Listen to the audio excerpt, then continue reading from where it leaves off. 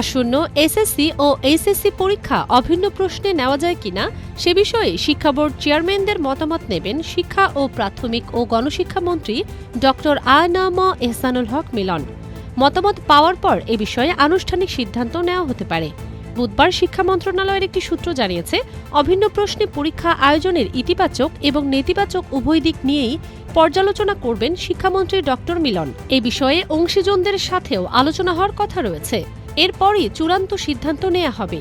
নাম অপ্রকাশিত রাখার শর্তে শিক্ষা মন্ত্রণালয়ের এক কর্মকর্তা বুধবার দ্য ডেইলি ক্যাম্পাসকে বলেন, অভিন্ন প্রশ্নে পরীক্ষা নিয়ে এখনও কোনো সিদ্ধান্ত হয়নি। বিষয়টি প্রাথমিক আলোচনা পর্যায়ে। শিক্ষামন্ত্রী যেভাবে নির্দেশনা দেবেন সেভাবেই পরবর্তী পদক্ষেপ গ্রহণ করা হবে।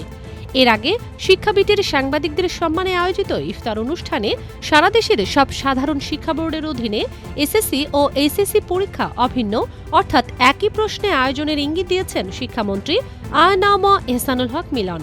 তিনি বলেছিলেন, দেশের সব শিক্ষার্থীর জন্য একই স্ট্যান্ডার্ড বা মানদণ্ড থাকা উচিত। বিশ্বজুড়ে যদি বড় প্রতিযোগিতামূলক পরীক্ষা অভিন্ন প্রশ্নে হতে পারে, তবে আমাদের দেশেও তা সম্ভব। আমরা আগামী বছর থেকে এই পদ্ধতি চালুর বিষয়ে কি করা যায় সেই চিন্তাভাবনা করছি।